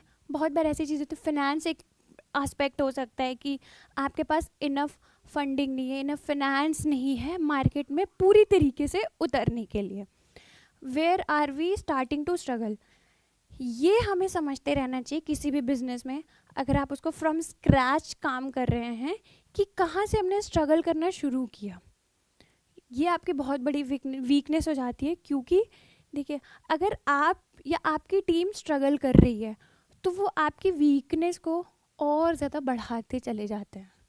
ठीक है, तो हमें ये समझना बहुत ज़रूरी है कि हमने कहाँ से स्ट्रगल किया, क्या वो स्ट्रगल का पॉइंट है और कैसे हम उसको टैकल कर सकते हैं। देखिए नेक्स्ट पॉइंट वही, how can we overcome these, कि जितनी भी हमारी वीकनेसेस हैं या जितनी भी इंटरनली ऐसी चीज़ें हैं जो हमको मार्केट में बने रहने के लिए या उतरने के लिए पीछे ड्रैग कर रही हैं, उस पर हमें काम करते रहना चाहिए। The next is opportunities. देखिए, अगर आप बिजनेस वर्ड सुनते हैं तो अपॉर्चुनिटी वर्ड हमेशा उसके साथ जुड़ा होता है कि बिजनेस को करने की जब तक अपॉर्चुनिटी नहीं होगी तब तक आप क्या कर लेंगे। किसी चीज़ की अपॉर्चुनिटी ही नहीं है, मार्केट 10 लोग जॉब करना चाहते हैं लेकिन उसकी अपॉर्चुनिटी ही नहीं है, तो आपके अंदर कितनी भी स्किल्स क्यों ना हो आप नहीं कर सकते। तो उसके लिए अपॉर्चुनिटीज़ में इन्होंने कहा है कि who might most value a strength, what trends work in our favour, what prizes are within reach. देखिए, ये 3 पॉइंट हैं जिस पे ऑलमोस्ट सारे बिजनेसेस रिलाई करते हैं कि हमारी जो स्ट्रेंथ है या हमारे प्रोडक्ट का जो बेस्ट क्वालिटी है, कौन जो है उसकी वैल्यू कर रहा है, इसके लिए हमें अपनी मार्केट की जो है मार्केट एनालिसिस करते रहना चाहिए, कस्टमर रिव्यूज़ करते रहना चाहिए। उससे हमें पता चलता है कि अच्छा हमारी अपॉर्चुनिटीज़ तो और बढ़ती जा रही है, इस चीज़ में तो हम बहुत अच्छा कर सकते हैं, ये चीज़ तो हमारी बहुत अच्छी है तो हम ये भी लॉन्च कर सकते हैं या हम वो भी लॉन्च कर सकते हैं। इसके लिए आपको पता होना चाहिए कि आपकी स्ट्रेंथ को मार्केट में कितनी वैल्यू मिल रही है या कितने लोग, कितनी तादाद में लोग उस चीज़ को पसंद कर रहे हैं। What trends work in our favour, कौन से ट्रेंड आपके फेवर में वर्क कर रहे हैं। बहुत बार होता है कि पैरेलली बहुत सारे ट्रेंड्स चल रहे होते हैं, देयर आर सम कि जो बहुत तेज़ी से चल रहे होते हैं, कुछ होते हैं जो बहुत आराम से चल रहे हैं, स्टेडीली स्लोली वो अच्छा काम कर रहे होते हैं। तो आपको ये हमेशा फाइंड आउट करते रहना चाहिए कि कौन से ट्रेंड्स आपके लिए अच्छा काम कर रहे हैं। What prizes are within reach, कौन से प्राइजेज हैं, जैसे होता है ना कि कोई भी प्रोडक्ट है उसकी प्राइस रेंज रखनी है तो कौन सी हमारी रीच में है। रीच से क्या मतलब, रीच से मतलब है कि हम किस तरीके की ऑडियंस को टैकल कर रहे हैं, किस तरीके की ऑडियंस हमारी टारगेटेड ऑडियंस है। ठीक है ना। The next is threats. Threats क्या है, it is not so good, also what's the out. ये बहुत ही, इससे डील करना आपके लिए थोड़ा मुश्किल हो सकता है क्योंकि एक तो ये अच्छी चीज़ नहीं है क्योंकि थ्रेट्स अपने आप में एक नेगेटिव पॉइंट है, ऊपर से ये एक्सटर्नली ही है। ऐसा नहीं है कि आप इस पर बहुत ज़्यादा काम करके इसको ठीक कर सकते हैं या इसको बेहतर कर सकते हैं, तो इसको लेकिन डील तो करना ही है क्योंकि ये एक इम्पॉर्टेंट पॉइंट है। तो हम इसे कैसे डील करेंगे। What headwinds do we face? Who might challenge us? What could go wrong? देखिए, बिजनेस में एक्सटर्नल फैक्टर्स जो होते हैं वो क्या हमारे लिए थ्रेट्स हो सकते हैं या हमें किस तरीके का नुकसान कर सकते हैं। एक तो ये होता है कि मार्केट में ट्रेंड चेंज हो जाए या कंज्यूमर की जो प्रेफरेंसेस है वो चेंज हो जाए, तो वो थ्रेट की तरह काम करता है कि ठीक है, आपको इसका मतलब ये है कि आपको लगातार उस पर काम करते रहना है कि मार्केट चेंज हुई, खट से आपने अपना प्रोडक्ट चेंज कर दिया, खट से लोगों का इनकम चेंज हुई, आपने इसकी प्राइसिंग चेंज कर दी। एंड देन नेक्स्ट इज़ कि हु माइट चैलेंजेस, यानी कॉम्पिटिटर्स।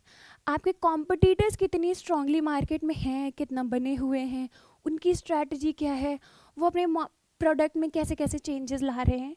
तो आपको अपने प्रोडक्ट के साथ साथ उनके प्रोडक्ट्स की भी एनालिसिस करती रहनी होगी कि उनकी टीम कैसे काम कर रही है, आपको ये सारी चीज़ें भी पता होनी चाहिए।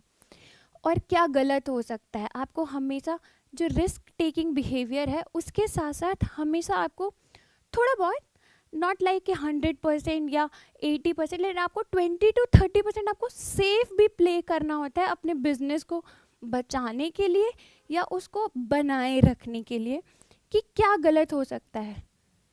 इस पे भी आपको लगातार काम करते रहना होना होगा कि हमारे बिजनेस के लिए क्या गलत हो सकता है। The next is identifying entrepreneurial risk. Risk क्या क्या है किसी भी बिजनेस में, किसी भी एंटरप्रेन्योर्स के लिए क्या क्या रिस्क होते हैं, उसको कैसे कैसे रिस्क से डील करना पड़ता है या वो किस तरीके से डील करेगा इन सब चीज़ों से। तो पहला है company risk, depend on the entrepreneur's commitment and ability to grow the business. ये तो बहुत बेसिक सा है कि कोई भी, मान लीजिए 5 लोगों की टीम है, उन्होंने सोचा है कि वो कोई बिज़नेस बना रहे हैं या उनके पास बहुत अच्छा आइडिया है कि हम इस आइडिया को पुट करेंगे, इस पर इतनी इतनी इतनी इतनी मेहनत लगेगी और हम एक अच्छा बिज़नेस तैयार कर सकते हैं। लेकिन वो पूरा बिज़नेस, वो पूरा आइडिया इस पे डिपेंड करता है, ठीक है। इस पे डिपेंड करता है कि एंटरप्रेन्योर्स जो हैं उनके अंदर कितनी कमिटमेंट है उस आइडिया को रन करने की, उस आइडिया को आप बोलते हैं ग्राउंड रियलिटी तक लाने की। तो वो आपकी कंपनी का एक बहुत बड़ा इम्पोर्टेंट, बहुत बड़ा रिस्क होता है। The next is technology risk, assessing technology's longevity ensures relevance and competitiveness. Technology risk तो आप देख ही रहे हैं, हर फील्ड में, हर सेक्टर में चैट जीपीटी ने हमारे लिए कितना बड़ा थ्रेट्स ला दिया है कि इतनी फास्ट, इतनी ज़्यादा स्पीड से टेक्नोलॉजी चेंज हो रही है कि आप बहुत सारी अच्छी कंपनीज देखेंगे जो अब रेलेवेंट नहीं लगती हैं, जो आपको लगता है कि यार ये तो बहुत आउटडेटेड है। क्यों? क्योंकि उससे और ज़्यादा अच्छी, और ज़्यादा फास्ट टेक्नोलॉजी की और अच्छी टेक्नोलॉजीज़ की कंपनीज आपको मार्केट में दिख जाती हैं। तो आपको रिलेवेंसी रखनी है। इसका पॉइंट देखिए, हम लोगों ने पहले भी पढ़ा था कि आपको रिलेवेंट रहना है हमेशा। टेक्नोलॉजी रिस्क यही होता है कि बहुत सी कंपनीज जो टेक्नोलॉजी सेक्टर में या अपने बैक हैंड पे अच्छा काम नहीं कर पाते या टेक्नोलॉजी को इम्प्रूव नहीं करते हैं, वो पीछे छूट जाते हैं। And the next is product risk.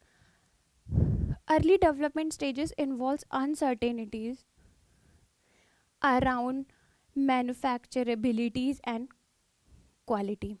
Product risk देखिए, आप मार्केट में पहली बार उतरे हैं, आप कोई भी प्रोडक्ट लेके आए हैं, आपको उतनी नॉलेज नहीं है। बहुत बार आपको नॉलेज है भी तो आपके पास उतना रिसोर्स नहीं है, उतनी टीम नहीं है।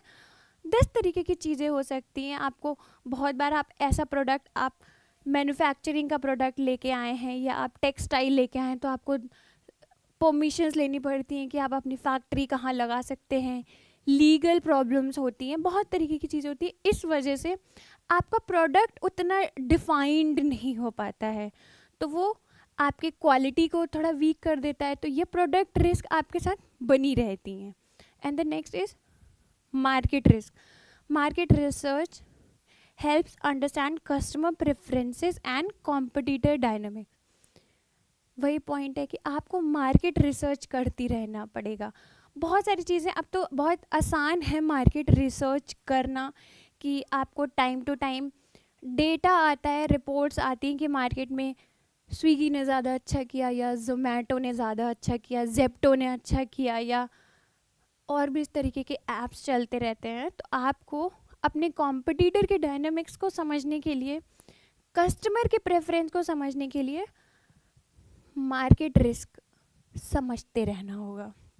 The next is industry risk. External factors like supply chain disruptions and regularity shifts affect stability. देखिए, एक्सटर्नल फैक्टर, देखिए अभी हमने बात की थी इस स्लाइड में कि क्या एक्सटर्नल फैक्टर्स होते हैं जिन पे हमारी उतनी पकड़ नहीं होती, हमारे पास उतनी पावर नहीं होती कि हम एक्सटर्नल फैक्टर्स को ठीक कर सके अपनी कंपनी को अच्छे से रन कराने के लिए। तो इंडस्ट्री रिस्क में हमारे एक्सटर्नल फैक्टर्स आते हैं। इसमें हालांकि वो मेंशन है जो हम यूजुअली थोड़ी ज़्यादा मेहनत करके हम उसको कुछ हद तक बेहतर कर सकते हैं, नॉट लाइक 100%, बट हम कुछ हद तक उसको बेटर कर सकते हैं। जैसे सप्लाई चेन डिसरप्शन, उसमें क्या होता है कि टेक्सटाइल बिजनेस है वो कैसे रन करता है कि ट्रकों में भर के सामान मान लीजिए गुजरात से दिल्ली आया और दिल्ली में वो अलग अलग एरिया में उसको डिस्ट्रीब्यूट करना है। तो उस लेवल पे हायरार्की में आपको लगेगा कि इसने अच्छा काम किया या इसने नहीं किया, या अपने टाइम पे कमिटमेंट नहीं पूरी की। इस तरीके की चीज़ें होती रहती हैं। Regularity shifts affect stability. वही पॉइंट है कि मान लीजिए आपने कहा था कि आप मंडे तक सामान पहुंचा देंगे, लेकिन वेंसडे हो गया, लेकिन आपको मार्केट में स्टेबल रहने के लिए कि आपके पास कस्टमर आ रहा है तो आपके पास प्रोडक्ट होना चाहिए, तो वो आपकी स्टेबिलिटी को अफेक्ट करता है, आपके मार्केट में वैल्यू ख़राब होने लगती है। इसके लिए आपको ये सारे रिस्क पे काम करते रहना होता है और इन्हें समझते रहना होता है। इसका देखिए एग्जाम्पल क्या है। इसका एग्जाम्पल है Haldiram's took risk by expanding from local sweet shop to global snack and food giants. देखिए हल्दीराम तो आप सब जानते ही हैं। अगर आप उसके फूड स्टोर से नहीं जानते हैं जहाँ वो फूडिंग प्रोडक्ट प्रोवाइड करते हैं, जैसे बड़े बड़े शहरों में आपको मिल जाएंगे, उनके स्टोर्स मिल जाएंगे फूड स्टोर्स, तो लेकिन आप उनके स्नैक्स को तो जानते ही होंगे कि हल्दीराम ने कितने छोटे से लेवल से बिजनेस शुरू किया था। आज आप देखते होंगे कि जो NRIs हैं वो जब वापस इंडिया आते हैं तो यहाँ से जब वो जा रहे होते हैं तो उनके पास एक एक्स्ट्रा लगेज होता है जिसमें सारा सामान हल्दीराम का वो लेके जा रहे होते हैं। तो ये हमारी कंट्री के लिए और इंडस्ट्री के लिए, इंडस्ट्री बिजनेस के लिए ये एक बहुत बड़ा एग्जाम्पल सेट किया हल्दीराम्स ने।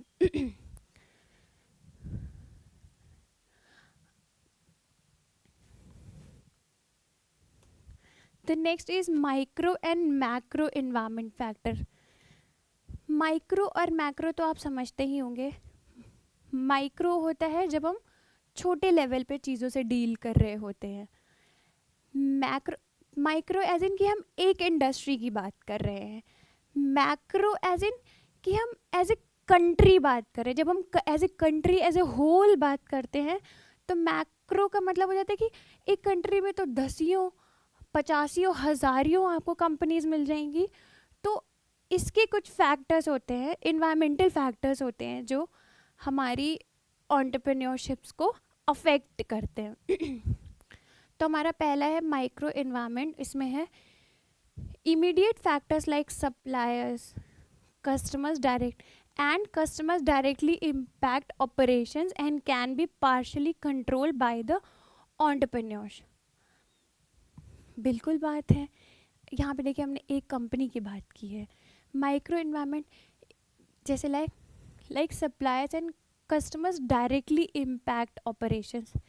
कस्टमर आपके शॉप पे आता है, मान लीजिए एक कपड़े की आपकी दुकान है, कस्टमर आता है, वो अंदर आएगा और वो 2 मिनट तक खड़ा रहता है और उसको लगता है कि कोई उसे देखने के लिए नहीं है या उसकी नीड को फुलफ़िल करने के लिए नहीं है, उसको सुनने के लिए नहीं है, तो इंटरैक्शन के लिए नहीं है, या वो जिस काम के लिए आया उसको सुनने के लिए नहीं। ये डे टू डे ऑपरेशंस होते हैं। इन्हें हम माइक्रो एनवायरमेंटल फैक्टर्स बोलते हैं कि ये तो आप विद इन कंपनी है, ये तो आपकी छोटी सी शॉप की बात है, ये तो आप और बेहतर कर सकते हैं। ये आपके बिजनेस को बहुत इमीडिएट अफेक्ट करते हैं कि अगर 5 कस्टमर लगातार आए और उनके साथ ऐसा ही बिहेव हुआ तो वो नहीं आएंगे, उल्टा वो 4 लोगों से अलग कहेंगे जाके कि अरे इनके यहाँ तो जाना बेकार है, क्योंकि इनके यहाँ खड़े रहो कोई पूछता ही नहीं है, कोई सामान दिखाता ही नहीं है। तो आपको इस पे भी लगातार काम करते रहना है। ऐसा नहीं है आपके पास प्रोडक्ट बहुत अच्छा हो लेकिन जब कस्टमर आ रहा है तो आपको उससे डील करने के लिए आपके पास लोग ना हो, आपको उस पर भी लगातार काम करते रहना है। The next is macro environment factor. Large forces like political, economic, technological trends influencing long term planning. ये तो एक अच्छी वेल डेवलप्ड कंपनी को चलाने के लिए ये फैक्टर आपके लिए इम्पॉर्टेंट हो जाता है कि आपको बहुत सारी चीज़ें होती हैं कि पॉलिटिकली आपको डील करनी पड़ती हैं कि आपका कंपनी का बजट जब एक पॉइंट से बढ़ जाता है तो आपको आसपास आपकी स्टेट की पॉलिटिक्स में थोड़ा सा आई एम नॉट सेइंग कि इन्वॉल्व होना पड़ता है, लेकिन आपको उसके अराउंड वर्क करना पड़ता है. इकोनॉमिक फैक्टर तो देखिए बहुत बड़ा है कि जब आपकी कंपनी जितनी बड़ी हो जाती है तो आपका एम्प्लॉयमेंट उतना ज़्यादा है, आपको उसको कैसे डील करना है, कैसे मैनेज करना है. आपको अपने दायरे में रहते हुए एक्सप्लॉयटेशन नहीं होना चाहिए, उनकी वेज रेट बराबर से होनी चाहिए जितना वो काम कर रहे हों. टेक्नोलॉजिकल ट्रेंड्स तो होते हैं कि आपको टाइम पे अपनी टेक्नोलॉजी को कितना अच्छा करना है, कितना इम्प्रूव कर देना है, कितना बेहतर कर देना है. इसमें माइक्रो एनवायरनमेंट में एक एनालिसिस दी गई. This is also very important.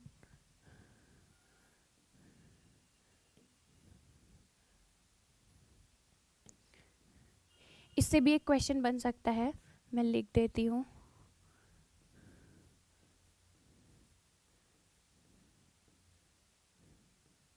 इससे भी एक क्वेश्चन बन सकता है कि पेस्टल एनालिसिस क्या होती है. ये मैक्रो एनवायरनमेंट का पॉइंट है जिसमें देखिए एक्रोनिम दिया है: political, economic, social, technological, ecological and legal.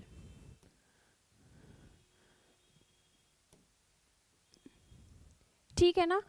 लेकिन हम पहले माइक्रो एनवायरनमेंट की बात करेंगे, उसके बाद हम पेस्टल एनालिसिस और मैक्रो एनवायरनमेंट की बात करेंगे. तो माइक्रो एनवायरनमेंट में इन्होंने बताया, एक एग्जांपल है, मैंने एनसीईआरटी पढ़ी तो मैंने उसमें देखा कि एक बहुत ही अच्छी केस स्टडी दी हुई है.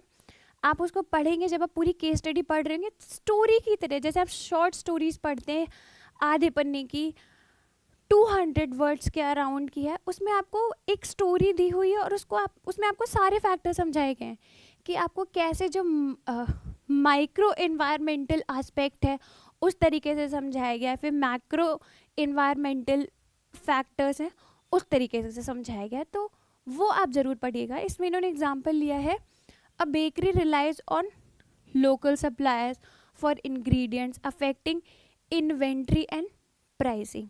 देखिए ये कैसे अफेक्ट करता है. मान लीजिए एक छोटे से शहर में एक बेकरी है.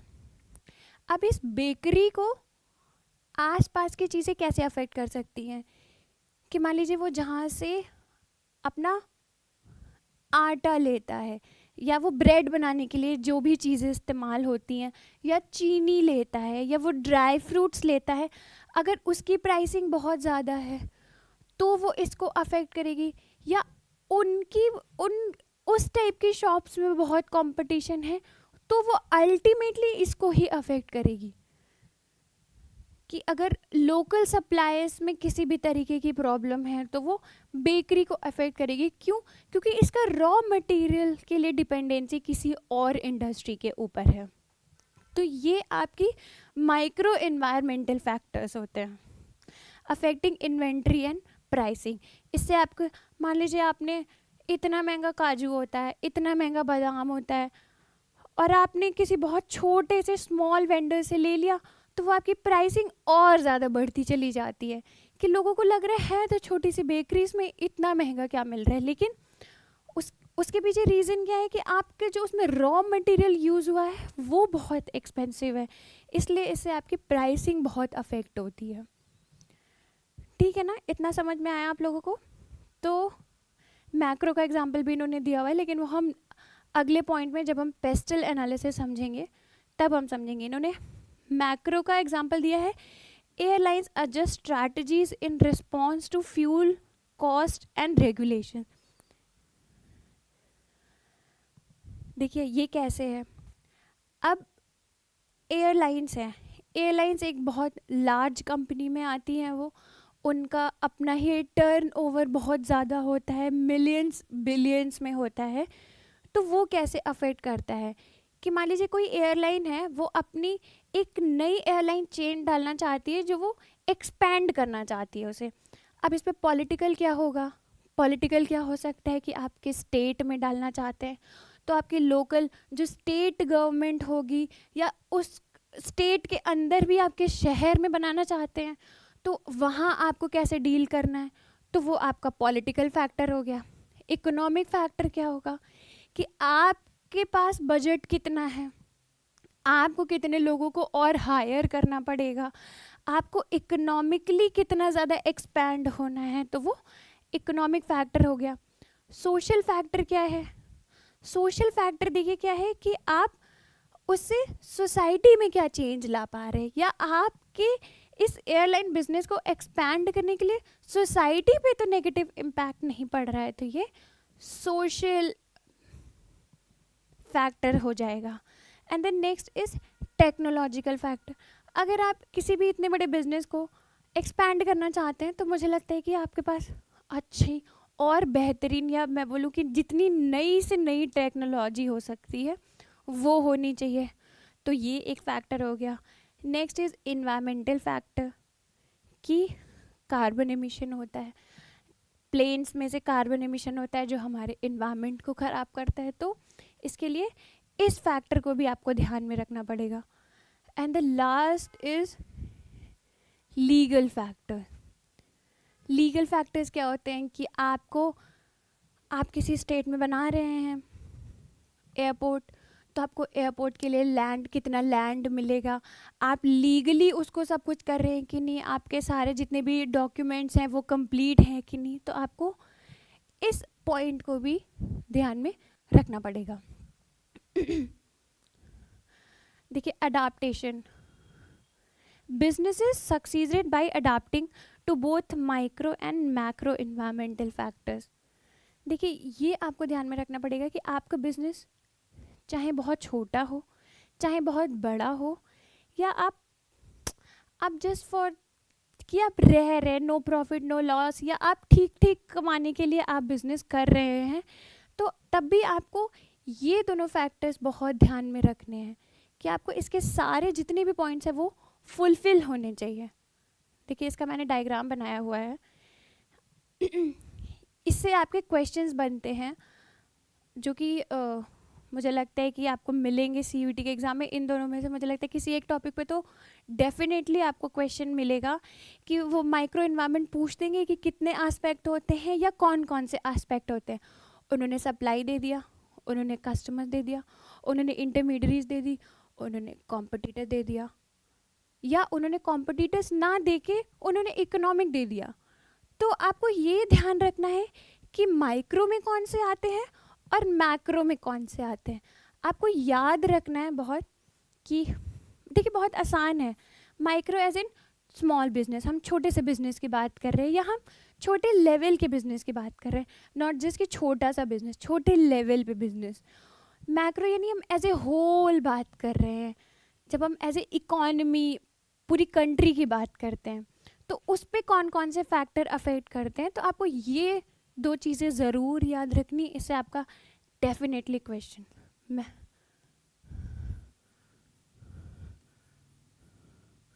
लिख भी देती हूँ।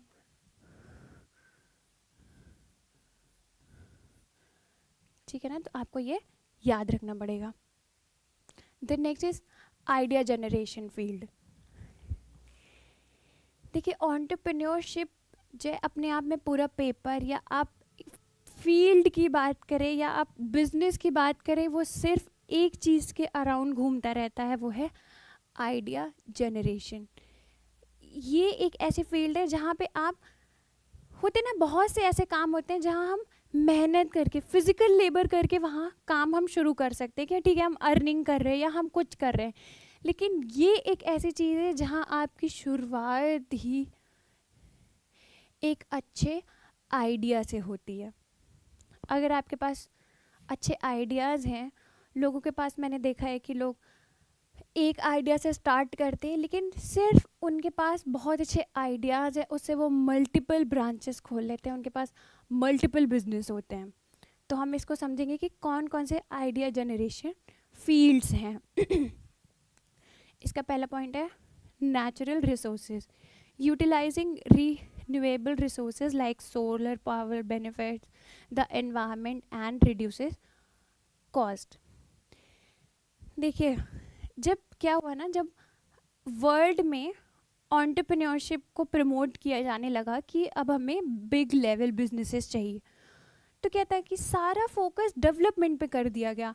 टेक्नोलॉजी मार्केट में ही तो सारा फोकस टेक्नोलॉजी पे कर दिया गया। तो आप देखते होंगे कि इन्वायरमेंटल एस्पेक्ट पे हम अभी बहुत ज़्यादा पीछे हैं, या हम बहुत ज़्यादा मार खा रहे हैं। आप ये कह सकते हैं कि हम ध्यान ही नहीं दे रहे इस चीज़ों पे कि हमारे नेचुरल रिसोर्सेज कैसे एग्जॉस्ट होते जा रहे हैं, और अगर वो एग्जॉस्ट हो गए फिर हम क्या करेंगे। हम कितना भी ज़्यादा डेवलप क्यों ना कर जाएं, लेकिन अगर हमने अपने नेचर को ही नहीं बचाया तो हमारे पास कुछ भी नहीं रह जाएगा।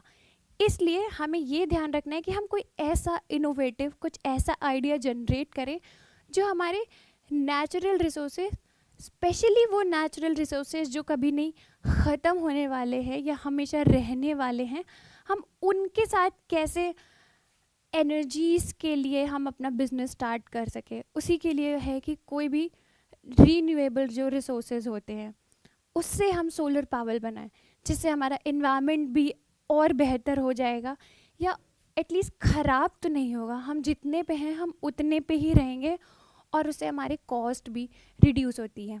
जैसे आप देख रहे होंगे, ये एक बहुत अच्छा बिजनेस है। अगर लोग अच्छा खासा इन्वेस्ट करना चाहते हैं, उनके पास है इतना पैसा कि वो एक अच्छे बिजनेस में लगाना चाहते हैं, तो वो डेफिनेटली सोलर, जो कि इसमें दिया हुआ है, सोलर पावर में लगा सकते हैं। आप देख रहे होंगे कि कैसे सोलर पैनल लोगों की छतों पे लगे होते हैं, पूरी पूरी छतें सोलर पैनल से भरी हुई हैं। अब तो गवर्नमेंट आ रही है नई पॉलिसी के साथ, जहां वो सोलर पावर्स के साथ टाई अप करके नए मीटर्स लगाएगी, जिससे आपकी जो इलेक्ट्रिसिटी आती है वो सोलर पैनल से चलेगी। उससे आप देखेंगे कि आपका इलेक्ट्रिसिटी बिल बहुत कम हो गया है, और वो नेचुरल रिसोर्स से चल रहा है। तो ये एक बहुत इंपॉर्टेंट पॉइंट है। And the next is existing products improving as existing products enhances quality and functionality for users। देखिए, जैसे इसके लिए एग्जांपल मैं स्कूटी, टू व्हीलर्स का लेना चाहूँगी। अब तो कार्स भी बहुत ज़्यादा ईवी को प्रमोट्स कर रही है कि इलेक्ट्रॉनिक व्हीकल होने चाहिए। तो हमारे पास इसके लिए हमारे पास आइडियाज़ होने चाहिए, या हमें उस पर लगातार काम करते रहना चाहिए कि हम क्या, जो प्रोडक्ट ऑलरेडी एग्जिस्ट कर रहा है, हम उसमें क्या ऐसे इम्प्रूवमेंट करें कि हमारा काम या हमारी चीज़ें और आसान हो जाए, और वो हमारे इन्वायरमेंट को किसी भी तरीके से, इन्वायरमेंट में किसी भी तरीके का दुष्प्रभाव ना पहुंचाए, उसे नेगेटिवली अफेक्ट ना करें। तो इसका एग्जांपल है कि जैसे बाइक्स आई थी, पेट्रोल से चलने वाली बाइक्स आई उसके बाद अब आप देखेंगे कि इलेक्ट्रॉनिक स्कूटीज़ चल रही हैं। They are like very good. अगर आपको किसी शहर के अंदर चलानी है, आपको बहुत लंबा 100 किलोमीटर या उससे ज़्यादा नहीं ट्रैवल करना है, तो दे आर वेरी गुड। आपको दिखेगा कि वो बहुत सस्ती भी हैं कंपैरेटिव टू पेट्रोल बाइक्स और स्कूटीज़। या आप लैपटॉप्स का एग्जांपल ले सकते हैं, आप टैबलेट्स का एग्जांपल ले सकते हैं कि एक छोटा, आपने देखा होगा कि एक सिस्टम ऑलरेडी बनाया हुआ था लोगों ने कि कंप्यूटर है जिसमें अलग से सीपीयू होता है, अलग से यूपीएस होता है, कीबोर्ड होता है, माउस होता है, आपके पास पूरा तिड़ीझाम पूरा इंतज़ाम है आपके पास। और लेकिन उसके पास आइडियाज़ कहाँ से आए कि आप इसको और बेहतर कैसे कर सकते हैं कि आपके लिए काम और आसान हो जाए। तो लैपटॉप्स मार्केट में आ गए कि एक ही छोटी सी चीज़ है, आप उसको बैग में रख लेते हैं, आप यहाँ से वहाँ कहीं भी जा सकते हैं, आप अपना काम किसी भी जगह से कर सकते हैं। टैबलेट्स आ गए, उसमें तो आप देखिए कि अलग से कीबोर्ड भी नहीं होता है। तो इन सारी चीज़ों ने आपके काम को और आसान कर दिया। The next is service sector, expanding services. Example cyber cafes. Cyber cafes meets the demand for connectivity and access. ये जो है ये यूजुअली रूरल एरियाज़ के लिए, नॉट लाइक रूरल की आप गांव की बात करें, लेकिन टाउन्स की, स्मॉल सिटीज़ की।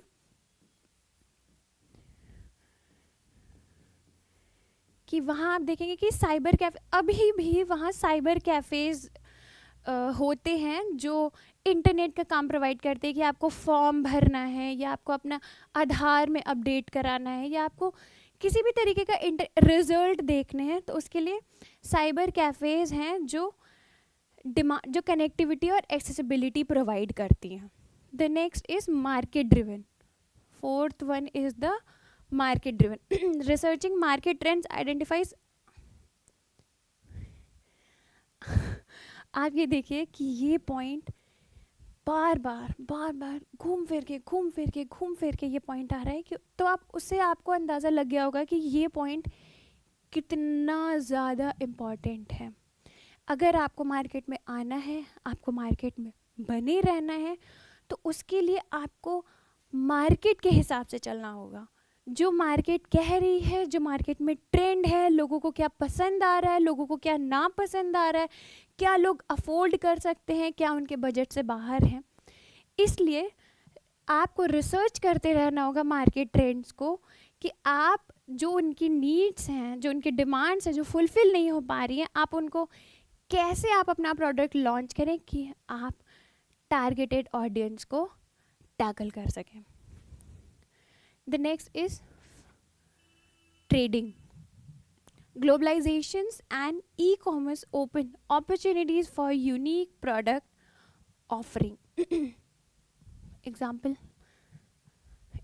लिखते हैं।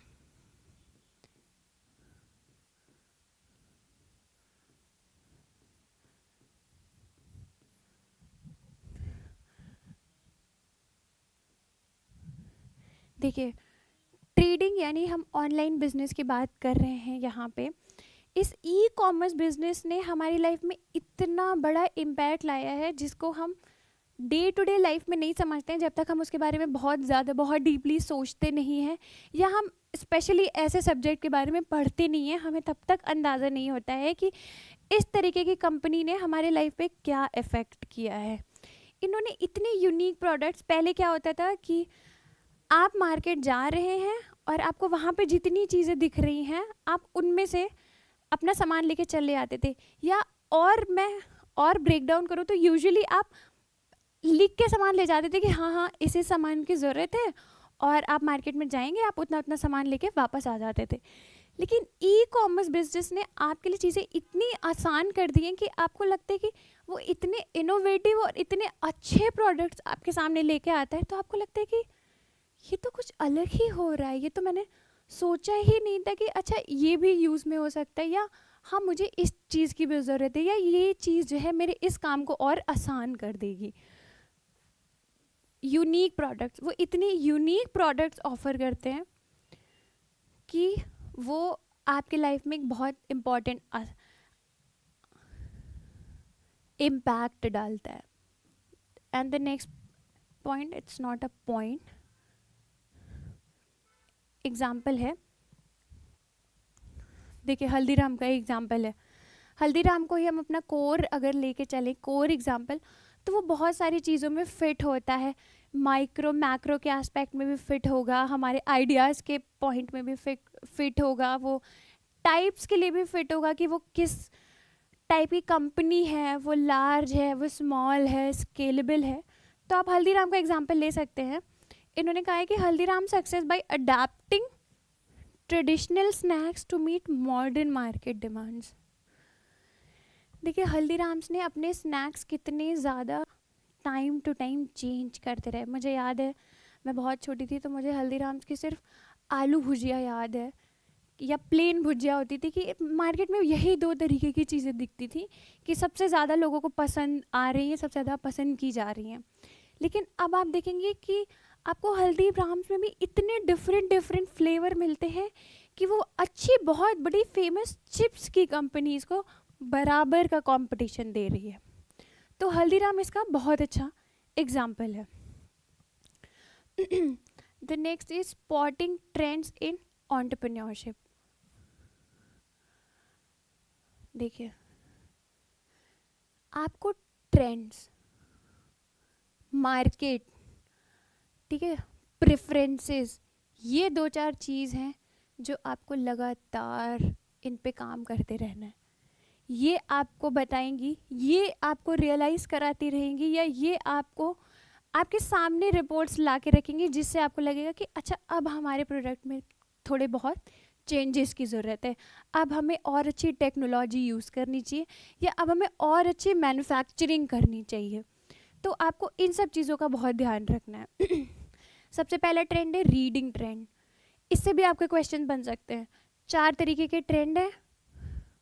आपको किसी भी कंपनी का एग्जाम्पल दिया जा सकता है कि किसी का कोई कंपनी है जिसने ऐसे ऐसे तरीके से अपनी रिपोर्ट्स बनाई और उसको लगा कि उसके में ये कमी है, तो आपसे पूछा जाएगा कि उस एक स्टेटमेंट में आपको ये पता करना है कि कौन सा ट्रेंड था। 4 ट्रेंड आपको दिए हुए हैं, तो आपको ये वाली स्लाइड बहुत ध्यान से पढ़नी है, इस पर डेफिनेटली एक क्वेश्चन आने वाला है। तो हम पढ़ते हैं, पहला है reading trend, market research, research report, blogs in consumers behaviour. देखिए क्या है, बहुत बार जो कस्टमर्स होते हैं उनके इनकम के हिसाब से या उनके टेस्ट के हिसाब से उनकी प्रेफरेंसेस चेंज होती रहती हैं। तो आपको मार्केट उस हिसाब से चेंज होती रहती है कि अच्छा अब इस समय बहुत मंदी है या बहुत महंगाई है, उस हिसाब से आपकी मार्केट चेंज होती रहती है।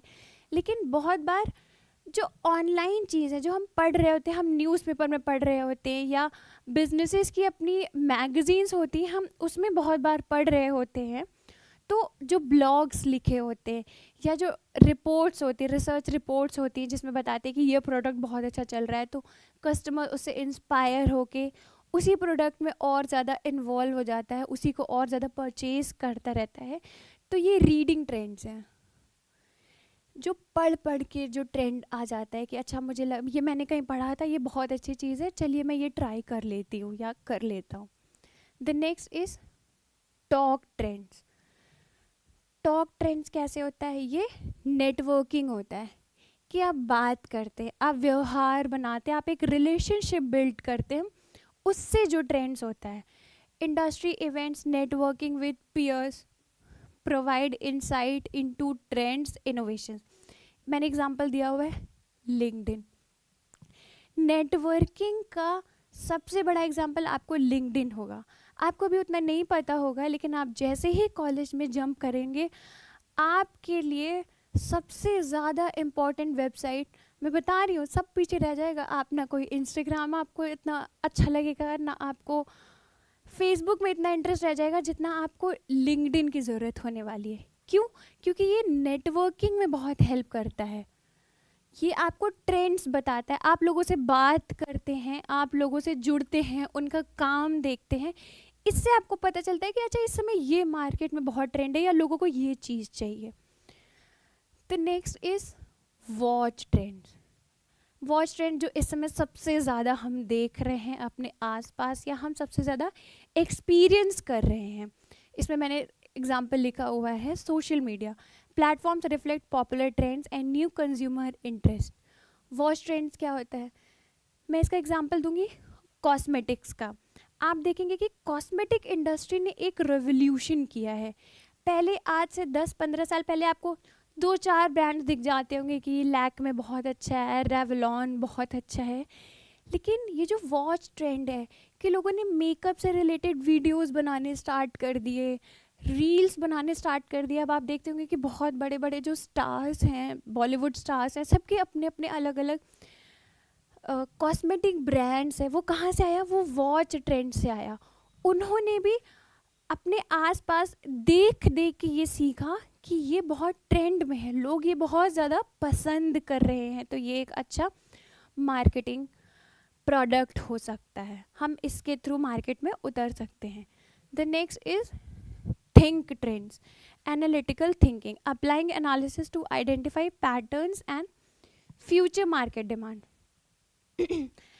आपको बिजनेस की लाइन में कुछ भी करने जाना है, आपका किसी भी तरीके का बिजनेस हो, कितना भी इजी बिजनेस हो, जिसमें आपको कोई मेहनत नहीं है, आपको इम्पोर्ट किया हुआ आपने कोई सामान मंगाया और आपको बस उसकी पैकेजिंग चेंज करके उसको भेज देना है, उसके लिए भी आपके पास एनालिटिकल थिंकिंग होनी चाहिए।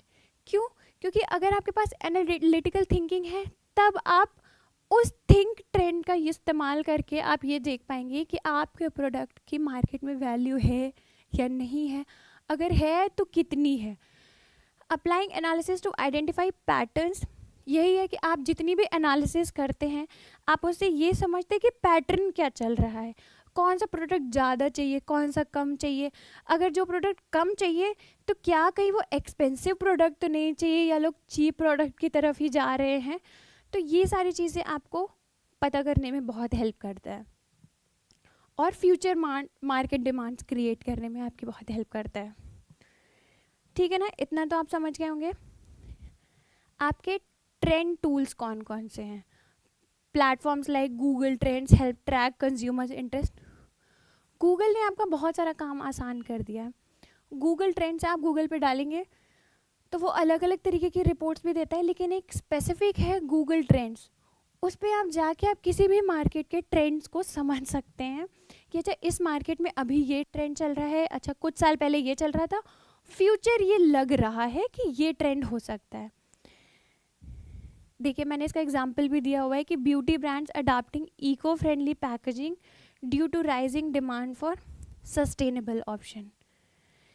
जैसे बहुत सारे ब्यूटी ब्रांड्स हैं, मैं हर किसी का नाम नहीं लूँगी या आप खुद ही जानते होंगे, बहुत सारे ब्यूटी ब्रांड्स हैं वो मार्केट में उतरे ही इस स्ट्रैटेजी के साथ हैं कि हम इको फ्रेंडली पैकेजिंग देंगे।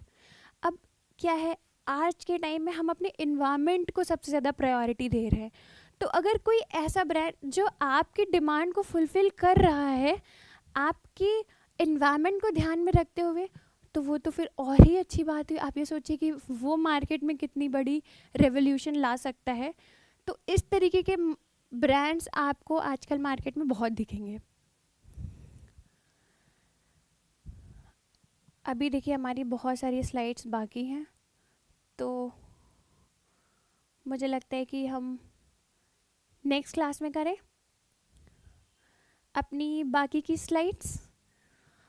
तो ये एक बहुत बेसिक सा कॉन्सेप्ट है, आप इसको पढ़ते रहिए, आप इसकी केस स्टडी ज़रूर पढ़िए। आप लोग तो इतना गूगल चलाते होंगे, दिन भर सर्च करते रहते होंगे। आप ब्यूटी ब्रांड को लेके सर्च करिए कि कौन कौन से इंडियन ब्रांड्स हैं या कौन कौन से इंडियन एंटरप्रेन्योर्स हैं जो इस तरीके के ब्रांड्स ला रहे हैं। क्लोथिंग ब्रांड देखिए, बहुत सारे क्लोथिंग ब्रांड्स ऐसे हैं।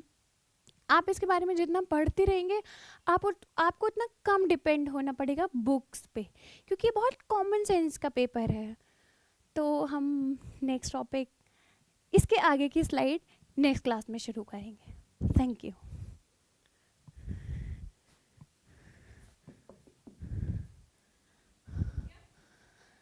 बहुत ज़्यादा स्लाइड थी तो हमने